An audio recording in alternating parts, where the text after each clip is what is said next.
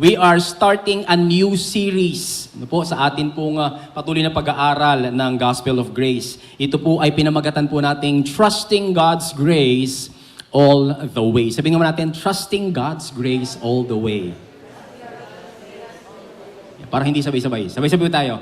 Trusting God's Grace All the Way. Alam niyo, meron pong isang nagbigay ng acronym sa grace. Ito po ay hindi na matandaan kung sino yung unang-unang nagbigay ng acronym sa grace. At ito po yung sabi niya. No, yung grace daw po is, sabay-sabay nga ho nating sabihin, God's riches at Christ's expense. Ulitin natin. God's riches at Christ's expense. Pag tinagalog po natin yan mga kapatid, ito po yung mga kayamanan ng Diyos na ginugulan, ginastusan, binayaran ni Jesus ng kanyang buhay, alang-alang sa atin. Hawakan nga po natin yung ating puso, sabihin natin, alang-alang sa akin. Kaya po, it is the riches of God at the expense of Christ. Ang gumastos, ang nag-expend ng kanyang buhay, mga kapatid, ang gumugol ng kanyang buhay ay si Kristo. Mapasa iyo lang yung biyaya ng Diyos. Amen, mga kapatid? Palakpakan nga po natin si Jesus Christ sa umagang ito. Thank you, Jesus. Amen. Po. So, bakit po natin sinasabi that we are to trust God's grace all the way? Ito po ay dahil, mga kapatid, ang Diyos ng biyaya ang mayroon pong hawak at sakop ng buhay natin bilang kanyang kaloob. Ito po ay bunga ng tinapos na gawa ni Kristo doon sa krus. Bunga po ito ng muling pagkabuhay ni Kristo doon sa krus. Kaya nga po mga kapatid, kapag piniga mo ang buhay ng isang Kristiyano, walang ibang kakatas dyan mga kapatid, kundi ang kagandahang loob ng Diyos. Amen mga kapatid? Alam po ba ninyo that today, April 24, ay 37 years old na po ako? Spiritually. No po? 37 years old na po ako. Bakit? April 24, 1985, nung ako po ay makakilala sa Panginoon at exactly 8:30 ng gabi. Meron pong nagbahagi sa akin ng Gospel of Grace, no po, at sumampalataya po ako kay Kristo. And since then, mula po noon mga kapatid, sinakop na po ng Diyos ng biyaya ang aking buhay.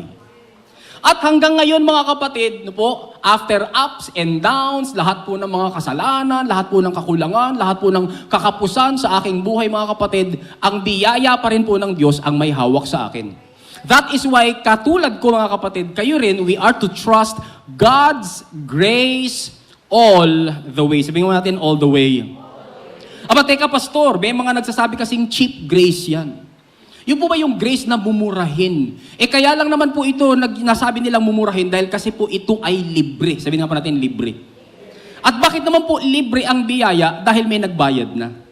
Doon po sa krus 2,000 years ago, binayaran na po ni Kristo ang lahat ng biyaya para po sa atin, para tanggapin po natin. Kaya nga ito po ay God's riches at Christ's expense. Kaya hindi po cheap ang dugo at buhay ni Kristo. Amen mga kapatid? Yun ang ipinambayad niya . Kaya lang naman naging libre sa'yo. Kaya lang naman wala ka nang dapat na gastusan pa. Bakit? Tatanggap ka na lang. No po? Now, pastor, may mga nagbansag din po sa grace na yan na hyper grace. Ano ba ibig sabihin ng hyper? Kapag ka po ba may market at may supermarket, magkaiba ba yun? Yes. Ikausap po ba ako rito? Pag may sari-sari store at may market, magkaiba po ba yun? Pagka yung market, ginawa mo supermarket, iba pa ba yun sa market? Pag yung supermarket, ginawa mo ng hypermarket, iba na ba yun? Yes. No po? Sa Bible po mga kapatid, yung pong prefix na hyper actually ay idinudugtong talaga sa grace ng Diyos. Kaya po yung mga nagbibintang na hyper grace yung itinuturo ninyo, hindi po. Bakit? Sapagkat yung pong expression na hyper, makikita po talaga natin yun sa Bible. Bigyan ko po kayo ng 3 halimbawa mga kapatid, 3 talata. Romans chapter 5 verse 20, ang sabi po doon, mula po sa New International Version. The law was brought in so that the trespass might, what? Increase. Pansinin niyo ito mga kapatid. But where sin increased, grace increased all the more. Kung saan sumagana daw po mga kapatid ang kasalanan, lalo namang nanagana ang biyaya ng Diyos. Tanong, ano mas malaki? Yung kasalanan o yung biyaya? Yung biyaya. Pero binabasa lang po natin yan at face value. Tingnan po natin. Let us dig in, mga kapatid. No po? The phrase increased all the more is from the Greek word huperperishuyo. Nilagay ko na po doon yung phonetic spelling para alam po natin paano i-pronounce yun. No po? Pero hindi naman nyo ito gagamitin araw-araw. Hindi nyo naman ito ipambibili ng bigas. Kaya po, para lang sa pag-aaral. Huperperishuyo, ibig sabihin po ng increased all the more. At ito po ay mula sa dalawang salita na huper o yung hyper, na ang ibig sabihin po ay beyond. Sabihin natin beyond. At saka yung perishuyo, na ang ibig sabihin po ay abundantly, exceeding. And therefore, pag pinagsama mo yun mga kapatid, ang ibig sabihin po nito is to abound more exceedingly beyond what already exists. Sa English, parang hirap intindihin. Pero pag tinagalog mo, ito po yung Tagalog niya, no? Basahin po natin. Sumaganang higit pa sa kung ano ang lampas na nga. Ano po? Sumaganang higit pa sa kung ano ang lampas na nga. So halimbawa, ito pong standard. Pag yan lumampas dyan, ang tawag doon, lampas. Pero pag lumampas pa doon sa lampas, yun na po yung sumasagana. Ganoon po yung biyaya ng Diyos pagdating po, no, pag ikinumpara sa kasalanan. Sabihin nga po natin, the grace of God is greater than my sin. Amen mga kapatid? The grace of God is greater than my sin. So when it comes to the increase of sin, dumami man ang dumami ang kasalanan, the grace of God abounds beyond what already exists. Ang biyaya po ng Diyos ay sumasaganang higit pa sa kung ano ang lampas na nga. Kumbaga, ganito po yun mga kapatid. Ito po yung sentence. When sin overflowed, grace flooded in. Kung paano daw po ang kasalanan ay nag-overflow. Alam niyo po, tagang Marikina po kami. Ano po? Pero hindi po kami doon pinanganak. Sa Quezon City po ako pinanganak. Lumipat po ako sa Marikina. Paglipat ko po sa Marikina, bumabaha sa Marikina. At alam na po natin mga kapatid na sa Marikina kasi ay may river. Marikina River. At doon po sa ilalim ng river, Marikina River, ay mayroon po mga poste at mayroon po doon mga markings. Nakalagay po doon kung ilang meters ang acceptable. No? Kapag ka, andyan na po yung malakas na ulan, tumataas na po yan, sabihin, naku, umaabot na doon sa critical level. O umaabot na po dun sa dangerous level. Tapos, there were times, mga kapatid, na sa sobrang laki ng baha, umaapaw po yung river sa tulay. Hindi mo makikita yung tulay. Bakit? Kasi yung river nag-overflow sa tulay. Okay? Yun po yung overflowing. Ganun ang ginagawa ng kasalanan. The sin, no, na meron po ang tao, nag-overflow sa kanyang buhay. Bakit? Kasi pinanganak nga siya kasing makasalanan. Pero ang kagandahan po nun mga kapatid, basahin po natin ito sabay-sabay. Where sin overflowed, grace flooded in. Kung ang kasalanan daw po mga kapatid ay gabarko, ang biyaya ng Diyos ay gakaragatan. Amen mga kapatid? Hallelujah! Kaya po, pinangangalandakan talaga natin na tayo po ay pinatawad sa ating mga kasalanan. Ang lakas talaga ng loob natin na sabihin sa madlang people na napatawad na ang lahat kong kasalanan. Pati yung susunod kong kasalanan ay pinatawad na dahil sa biyaya ng Diyos. At dahil yun ay pinatawad na dahil sa biyaya ng Diyos, it inspires me now to walk a holy life. Now, pumapalpak ba ako bilang isang Kristiyano? Oo, pumapalpak po tayong lahat. Sino po ba rito ang perfect na sa kanyang performance? Wala. Pero, pagdating sa mata ng Diyos, because of the finished work of Jesus, covered ng grace ng Diyos ang lahat ng iyong kasalanan, past sins, present sins, and future sins. Sabi mo sa katabi mo, yan ang biyaya ng Diyos. Therefore, mga kapatid, we are to trust God's grace all the way.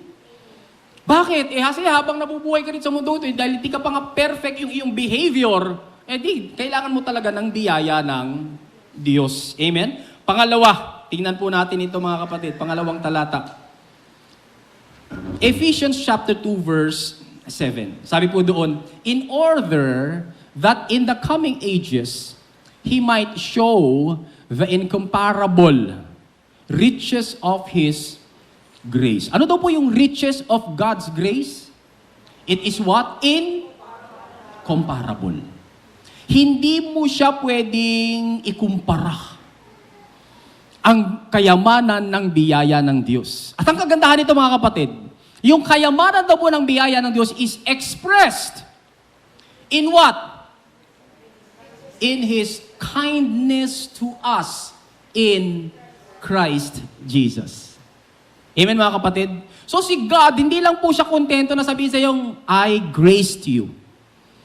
Biniyayaan kita. Hindi. Si Lord, sa tuwing gigising ka araw-araw, nandoon siyang lagi sa expression mode. Na gusto niyang i-express ang kanyang kabutihan sa iyo sa pamagitan ng kayamanan ng kanyang biyaya. The word incomparable there, mga kapatid, the word abundantly, the word incomparable is the Greek word huperbalo. Na ang ibig sabihin po ay surpass, lampasan. Excel, mangibabaw. Exceed, higitan. Ganito po ang grace ni God. Yung hyper grace ng Diyos. It surpasses, nilalampasan nito ang lahat. It excels, nangingibabaw to sa lahat. It exceeds, hinihigitan nito ang lahat. Yung pong balo, yun po yung to throw. No? Beyond the usual mark. At ito po, ginagamit po ito mga kapatid sa secular Greek in a description of a spear throwing contest. Alam niyo sa Olympics, di po ba meron pong javelin throw? Yung po bang palayuan ng bato ng sibat. So, ang layunin po doon ay bumato ka, humaghagis ka ng sibat ng mas malayo pa, which is beyond sa ibinato ng kalaban mo. So, kung titignan po natin sa biyaya ng Diyos, kung si Satanas po ay bumato ng isang sitwasyon sa buhay mo, na para sirain ang buhay mo, para wasakin ka, the grace of God, si God, pag bumato ng biyaya niya, mas higit pa dun sa plinano ng kaaway para wasakin ang buhay mo. Hallelujah! Mas malayo bumato si God ng kanyang biyaya. Alam niyo mga kapatid, nakaranas po kami isang na buong pamilya, ako, Sister Ia, si Phoebe, tsaka si Ephraim, na kami po ay ilibre sa isang hotel. Nilibre po kami sa isang hotel 2 nights, 3 days. Sabi po sa amin, Pastor, magbakasyon po kayo. Magbakasyon po kayo 2 nights and 3 days. Sabi na, ha? Opo. Ay, ganun. O, di libre po yun, mga kapatid. Eh ngayon, siyempre, pag libre na, no, at yun ay nasa isang magandang vacation spot, dito po sa Pilipinas, ang poproblemahin mo na lang, since libre na po yun, ay ano? Ano po? Pamasahe. Wala naman kaming kotse eh. No? So, paano tayo ngayon pupunta para ma-enjoy natin yung libreng 2 nights and 3 days doon sa hotel na yun? No po? Pero, sabi po nung mga nagbigay sa amin, ihahatid po namin kayo. So, minus ano na? Libre na po yung pag-stay, tapos, yung pagpunta, libre. Okay? So pagdating po namin doon, kwento-kwentuhan, no? Tapos, nung paalis na po sila, dahil natin nga kami, nag-abot ng sobre.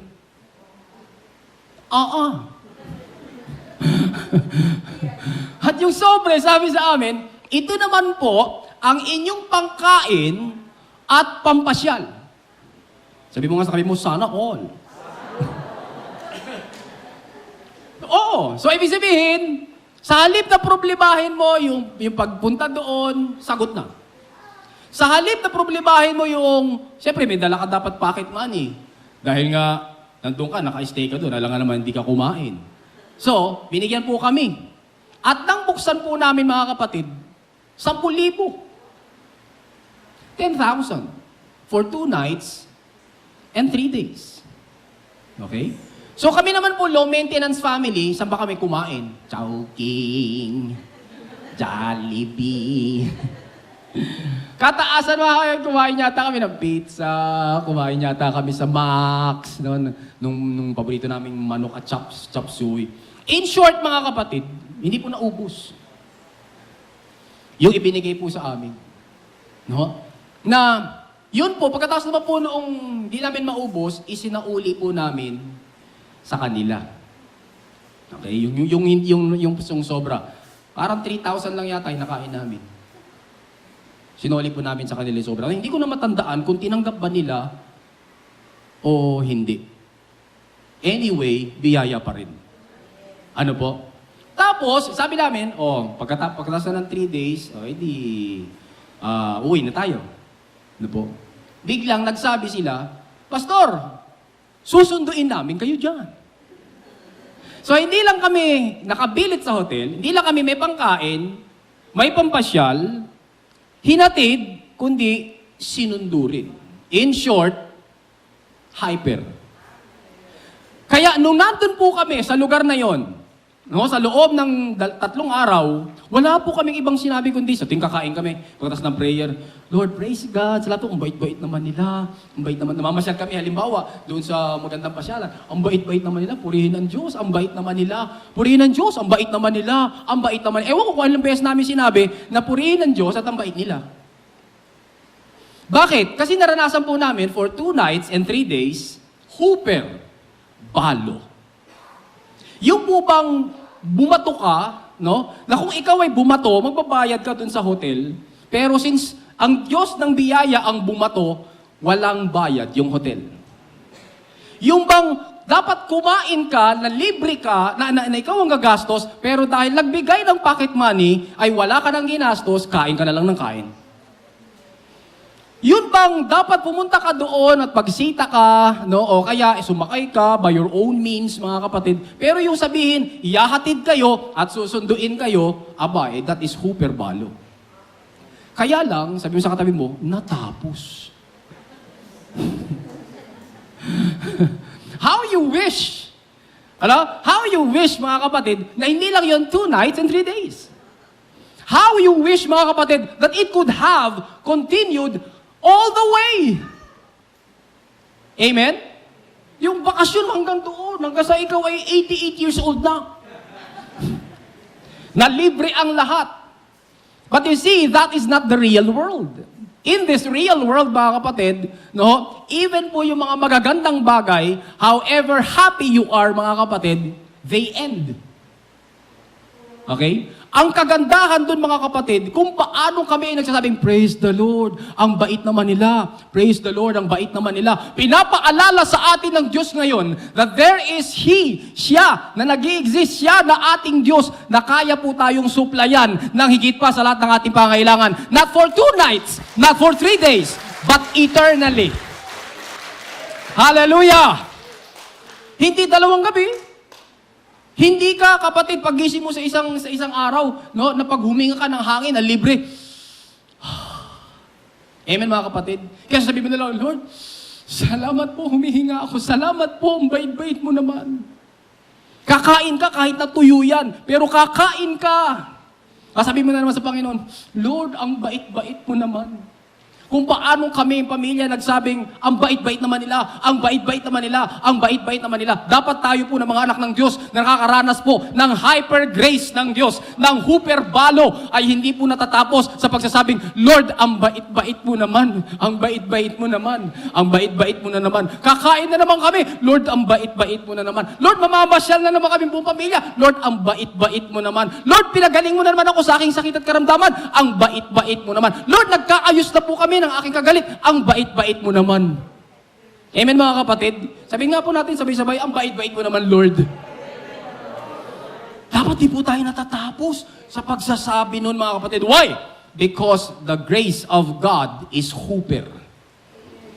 Hyper.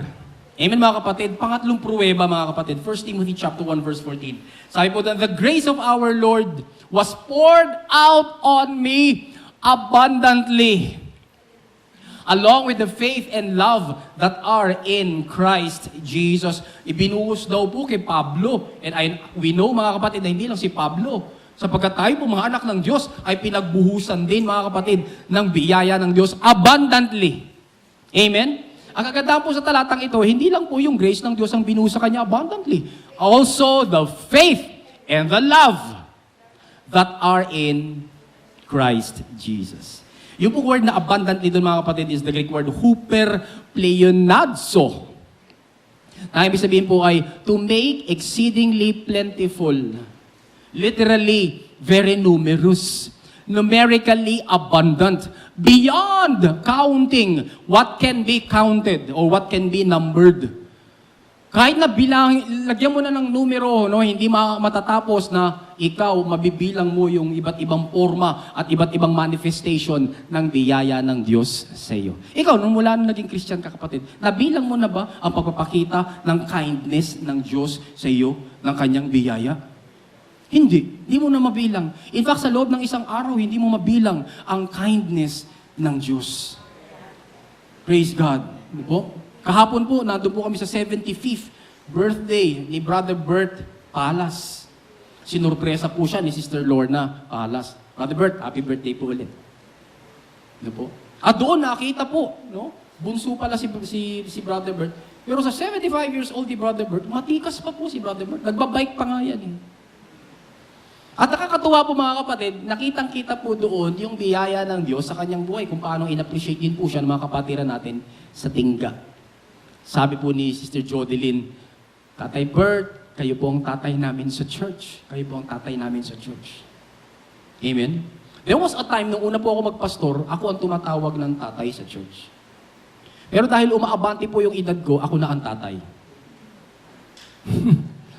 Ano? Ako na yung tinatawag na tatay. It's all right. Why? Because we trust God's grace all the way.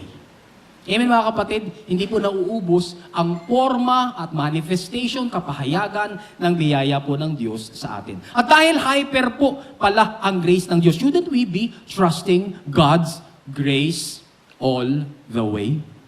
Amen? Sabi nga po natin, I trust God's grace all the way. Dapat pinagtitiwalaan po natin ang Diyos ng biyaya, ang biyaya ng Diyos, all the way. Ano po? May mga nagsasabi rin kasing mapanganib daw ang grace.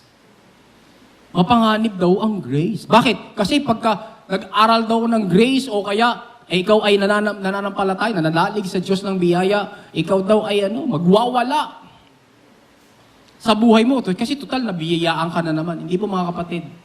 Ang biyaya po ng Diyos ay mapanganib kay Satanas. Pero sa atin po ng mga anak ng Diyos, hindi lang po safe ang biyaya ng Diyos. It is also essential. Mahalagang mahalaga ang grace ng Diyos. Meaning, kailangan talaga natin ang biyaya ng Diyos. Gaya nga ng marami na nating talatang tiningnan about the grace of God. So sa totoo lang, hindi natin dapat problemahin ang sobra-sobrang grace.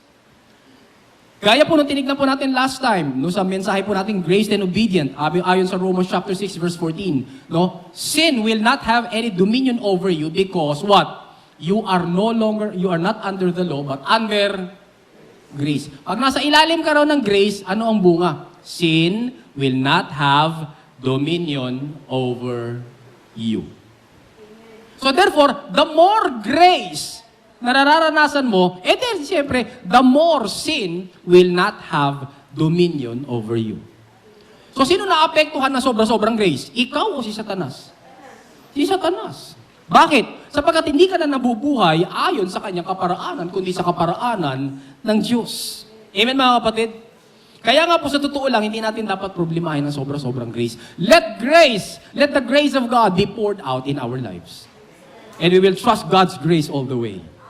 Amen mga kapatid? Bakit? Sinabi mismo kasi ni Pablo na isang kahangalan na magsimula po tayo sa grace ng Diyos para lang magpatuloy ka sa ibang paraan. Okay? Sabi kasi ng iba, ang grace ng Diyos kailangan lang pag na-born again. Pero pagkatapos mo na ma-born again, kinakailangan. Ikaw ay gumawa. Galingan mo ang panalangin. Galingan mo ang pagdalo. Galingan mo ang pagbabasa ng Biblia. Galingan mo ang paglilingkod. Kaya ang daming Kristiyano, pagod na, kalilingkod. Hindi po masama maglingkod. Amen? Amen po mga kapatid? Nagpastor po ako 1990. So therefore, 32 years na ako nagpapastor. Sabi ko nga po kay Sister Ya, ilang mensahe na kaya yung nagawa ko? Sa biyaya ng Diyos for 32 years. Kung hindi lang naman every Sunday ka nagpipreach o nangangaral. Pero saan ang galing yun? Sa biyaya ng Diyos. From the grace of God. Amen mga kapatid? So therefore, kailangan talaga natin ang biyaya ng Diyos. Hindi niyo po si Pablo mga kapatid. Sabi po ni Paul, no? Sa Galatians chapter 3 verses 1 to 3. Hindi po kasi ang grace doon lang sa simula ng buhay Kristiyano. Ang grace po all the way. Tingnan niyo po. You people in Galatia are so foolish. Hangal. Mangmang kayong mga taga-Galatia, sabi ni Pablo. Bakit? Why do I say this? Because I told you very clearly about the death of Jesus Christ on the cross. Ano po yung pinangaral ni Pablo sa kanila? The gospel of grace. Sabi niya, I told you clearly about the death of Jesus Christ on the cross. Yung kalahati ng gospel. Yung death ni Jesus. Kasi yung buong gospel is about also the resurrection. 1 Corinthians chapter 15, verses 1 to 4. Pero sabi ni Pablo, I told you very clearly about the death of Jesus Christ on the cross. But now, it seems as though you have let someone use their magical powers to make you forget. Hindi, pinangaral ko na sa inyo yung kamatayan ni Kristo doon sa krus. Pinangaral ko na sa inyo ang mabuting balita, no, na nagpatawad ng lahat ng kasalanan, nating mga kasalanan. Pero ngayon, tila ba, nalimutan nyo na. Yung ipinangaral ko sa inyo. Tuloy po natin. Sabi sa verse 2, tell me this one thing. Binigyan niya sila mga kapatid ng mga tanong. How did you receive the Spirit? Did you receive the Spirit by following the law? Tinanggap niyo ba ang Espiritu ng Diyos dahil sumunod kayo sa husay ninyong pagsunod sa kautusan? No, sabi ni Paul. You received the Spirit because you heard the message about Jesus and believed it. Paano mo tinanggap, kapatid, ang Espiritu? Dahil natanggap mo ang biyaya o ebanghelyo ng biyaya ng Diyos. Amen? Ay, sabi doon, no? Because you heard the message about Jesus. What is the message about Jesus? The gospel of grace. And then you believed it. Kaya nyo tinanggap ang Espiritu. Pero ito na yung kanyang yung kanyang rebuke. You began your life in Christ with the Spirit. Now, do you try to complete it by your own power? Oo, tinanggap nyo ang biyaya ng Diyos, tinanggap nyo ang Espiritu ng Diyos. Tapos ngayon ba, kukumplituhin ninyo yung relationship nyo with God by your own power? Ano sagot mga kapatid? Basahin po natin yung last sentence. That is foolish. It is foolish, mga kapatid, na magsimula ka sa biyaya ng Diyos, tapos tatapusin mo pala o ipapamuhay mo yung buhay Kristiyano mo sa galing mo. Sa husay mo. No. Why? Because we are to trust God's grace, what? All the way. Hanggang dulo. Amen, mga kapatid? Kaya sabi ni Pablo, huwag kayong maging mangmang, huwag kayong maging hangal, don't be foolish. You began with the grace of God, you began with the Spirit of God, no? Huwag mo naman tapusin sa sarili mong lakas. Hindi, bumalik ka lang uli doon. Kasi doon ka nangagaling. Na sinisikap mo na ikaw ay maligtas pamagitan ng iyong sariling gawa. Galing ka na doon. Kaya nga kahangalan yan. Nagsimula ka na sa biyaya, tapusin mo yan hanggang nasa biyaya ng Diyos. Ang sabi ni Paul, mga kapatid, wala pong mas lalalim pang katuruan sa grace ng Diyos. Sakop kasi nito yung simula ng ating buhay Kristiyano hanggang doon sa katapusan. Kaya tingnan po natin sa Acts chapter 20 verse 24. Sabi doon, but I do not consider my life, sabi ni Paul, as something of value or dear to me, so that I may with joy finish my courses. Yung po ba sabi? Courses. Plural, singular. Singular. Ilan ang course? Isa. and the ministries. Ministries po ba? Hindi. Isa lang. Ministry. Isang course, isang ministry. Sabi ni Pablo, tatapusin ko yan. Bakit? Kasi yung course and the ministry I received from the Lord Jesus. Kanino galing yung course at yung ministry? Kay Jesus. Ano yung course at ano yung ministry? To testify faithfully of the good news of God's precious, undeserved grace. And this grace makes us free from guilt of sin and grants us eternal life. So ilan po yung kurso ni Pablo? Isa lang. Nag-shift po ba siya ng kurso? Hindi. Yung kanyang release, isa lang. Yung kanyang tinataluntun, isa lang. Yung kanyang ministry, yung kanyang paglilingkod, isa lang. Wala na pong iba kundi yung pangangaral ng mabuting... No, kung nangangaral po si Pablo, ibig sabihin, yun ang ayun ang itinuturo niya. Amen mga kapatid? Kung yun ang tinuturo niya, yung nag-iisa lang ng gospel of grace, ibig sabihin, wala na pong ibang ituturo. Kasi isa nga lang eh. Tama mga kapatid? And that is what we are doing here. Hindi po natin pinag-aaralan kung paano mas magaling ka pa, mas mahusay ka pa. Hindi, pag-aralan mo yung biyaya ng Diyos. Dahil pag naintindihan niya ng Kristiyano, gagaling siya. Huhusay siya. Sisipag siya.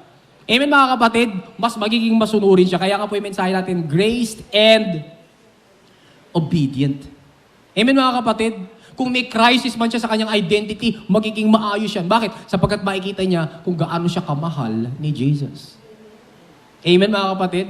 Kaya wala nga po talagang iba pang pag-aaralan kundi the grace of God. The gospel of grace. The message of the finished work of Jesus on the cross and His resurrection.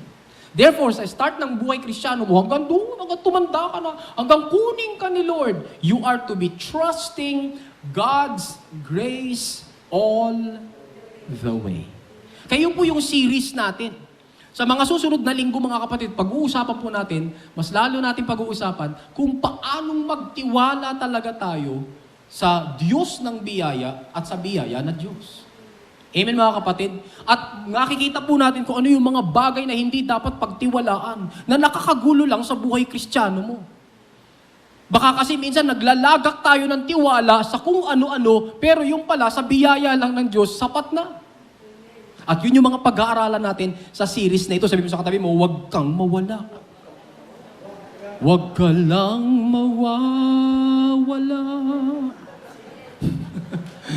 Ano ba yun? Si Ogie ba yun?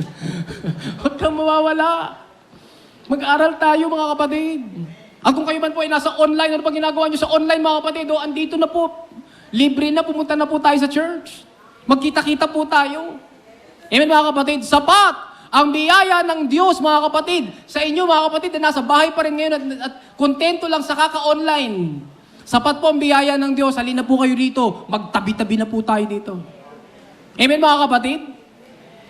Kasi we are to be trusting God's grace all the way.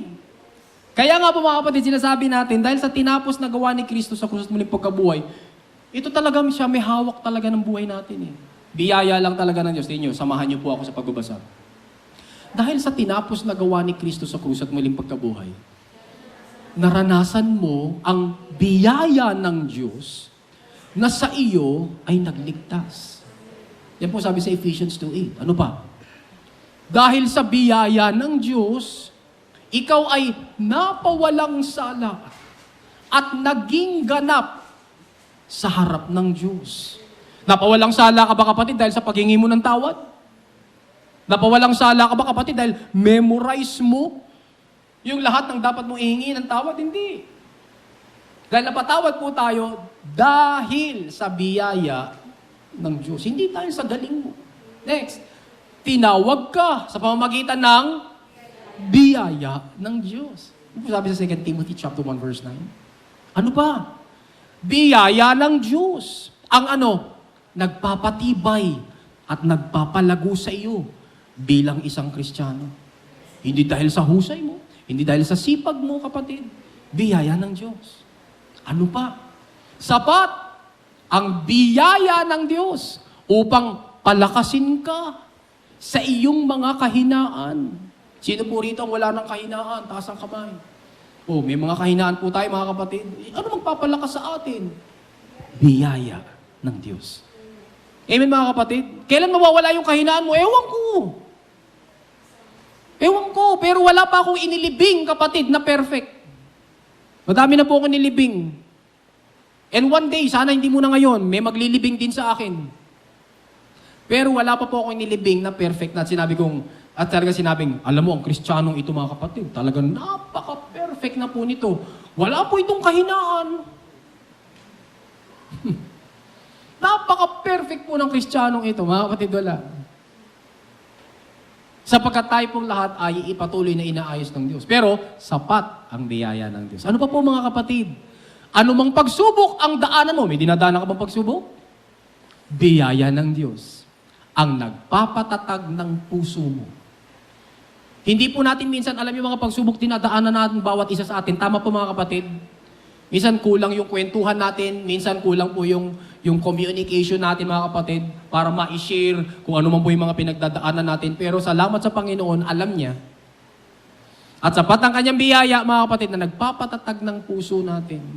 Tuwing lalapit po tayo sa trono ng biyaya ng Diyos para makasumpong ng tulong na kailangan mo. Ano pa mga kapatid? Di ba ubos-ubos na biyaya ng Diyos? Wow! Ang patuloy mong tinatanggap, araw-araw. Amen? Kaya nga yung favorite verse natin, church verse natin, John chapter 1 verse 16, from His fullness, we have all received one blessing after another. Ano pa po? Sa totoo lang, pinaaapaw ng Diyos sa buhay mo ang biyaya ng Diyos. May masasabi ka pa ba dyan? Kung nag-uumapaw na pala sa buhay mo ang biyaya ng Diyos. So nagninegosyo ka, umaapaw. Nagtatrabaho ka, umaapaw. Meron ka sakit at karamdaman, umaapaw ang biyaya ng Diyos. May hindi kayo pagkakaunawaan sa pamilya, umaapaw ang salita ng Diyos. May utang ka, umaapaw ang utang mo. Pero ang biyaya ng Diyos, sapat pa rin para mabayaran mo ang utang mo. Amen mga kapatid? Hallelujah! Wala po wala tayong masabi, umaapaw kasi. Yung biyaya ng Diyos. Ano pa po? Biyaya ng Diyos ang nagpapatibay sa iyo. Salamat sa mga payo, salamat po sa mga akap, salamat po sa mga prayer, pero ang lahat pong ito ay bunga ng biyaya ng Diyos. At ito ang nagpapatibay sa atin. Ano pa po mga kapatid? Biyaya ng Diyos ang nagtuturo sa iyo na itakwil ang kasamaan at makamundong pagnanasa. Pati na kung paano mamuhay ng may katinuan, katuwiran at kabanalan. Kaya nga po sinabi natin doon sa message natin, Grace and Obedient, matinu ka na. Kapag sinabi natin matinu ka na, hindi po natin tinitingnan yung behavior, kundi kung ano ka na doon in your core, doon sa gitna ng iyong pagiging anak ng Diyos. Ginawa ka na niyang matino. And the earlier na matanggap mo yun kapatid, lalabas yun sa iyong araw-araw na pamumuhay. Hindi perfect sa behavior, but you're already perfect in Christ. Kaya po, yung biyaya ng Diyos, sapat siya para magsabi sa iyo. Ano po? Hindi po kinakailangan natin ng mga kautusan na nakaukit sa tapyas ng bato para sabihin sa atin kung paano maging matino. Amen mga kapatid? Hindi. Kailangan po natin yung Kristo. Ang sarap doon, yung Kristo yun nakatira na po sa atin. Amen, mga kapatid? Next, sabi po doon, ang ipinaglilingkod mo sa Diyos ay walang iba, kundi ang ebanghelyo ng biyaya ng Diyos. Dahil ikaw ay nasa ilalim lamang ng biyaya ng Diyos. Romans 6:14. Ano pa? Ano ka man ngayon? Sabi mo sa katabi mo, ano ka man ngayon? Eto na. Kasi trusting God, God's grace all the way. Ano ka man ngayon? Ang mga bunga mo bilang isang anak ng Diyos, ang mga bunga mo bilang lingkod, ay dahil lamang sa biyaya ng Diyos. Kaya pa yan nagsabi sa'yo, ang galing mo naman magnegosyo. Kahapon ka lang, nagtayo ng negosyo, milyonarya ka na. Ano ang sagot? Napakabuti ng Diyos dahil sa biyaya ng Diyos. Hindi glory to me, glory to God. Ayan mga kapatid, pag may pumuri sa mga anak mo, ang galing naman ng iyong mga anak, ang tatalino, ang sagot kagad ng mga magulang, imana sa akin eh. Tapos, ano na nangyari? Glory to me. Correct natin. Pag may nasabi, ang gaganda naman ng mga anak mo, ay mana sa akin, buti hindi nagmana sa ama. Hindi mga kapatid, ang sagot kagad doon, salamat sa biyaya ng Diyos. Amen mga kapatid? Kasi kahit na may bingot yung anak mo, maganda pa rin yan sa paningin mo. Amen mga kapatid? Ulitin ko po! May bingot yung anak mo, maganda pa rin yan sa paningin mo. Bakit? Siya po ay binigay kaloob ng Diyos. Biyaya pa rin yan ng Diyos. Amen mga kapatid? Kaya po, dapat automatic sa atin yan lumalabas. Ano man tagumpay, no? Ano mang victory, ano mang kagandahan, o ano mang magandang bunga, ang gandang sagot kagad, biyaya ng Diyos. Dahil sa biyaya lang ng Diyos. Biyaya ng Diyos. Ang ganda naman ng church nyo, biyaya ng Diyos. Biyaya ng Diyos. Ang ganda naman ng pagsasama nyo mag-asawa, biyaya ng Diyos. Ang ganda naman, nakapasok siya sa magagandang paaralan, no? Sa matataas na kalidad ng paaralan, biyaya ng Diyos. Amen mga kapatid? Sabihin nga natin, dahil sa biyaya ng Diyos. So ano man ang maging bunga mo bilang isang anak ng Diyos, bilang isang lingkod, dahil lamang sa biyaya ng Diyos. Praise God. Uy, bumaba na ang kolesterol mo! Biyaya ng Diyos. Natunaw ang bukol! Biyaya ng Diyos. Amen mga kapatid? Kaya po wala po tayo ibang prayer, Lord, salamat po sa biyaya mo. Itong sakit at karamdaman kong ito, Panginoon, pinagaling mo na sa pangalan ni Jesus. Biyaya ng Diyos. Amen? Ano pa po mga kapatid? Biyaya kasi ng Diyos ang palaging sumasa iyo. Grabe ang talatang yun, 2 Timothy chapter 4, verse 22. Hindi umaalis sa iyo ang biyaya ng Diyos. Biyaya ng Diyos ang palaging sumasa iyo. Kaya pag umabot ka na kapatid sa dulo ng iyong lakas, pwede mong sabihin, Lord, salamat po sa biyaya ng Diyos. Salamat po sa grace mo, Panginoon. Nasa dulo ka na ng iyong pisik, Lord, salamat po sa grace mo. Nasa dulo ka na, kapatid. Ngayon parang, naku, babagsak ka na sa biyaya ng Diyos, Panginoon. Salamat po. Sumasa akin ang iyong biyaya. I trust your grace all the way. Ano pa po mga kapatid? Dahil dito, hinihimok ka. Sabi sa katabi mo, hinihimok ka.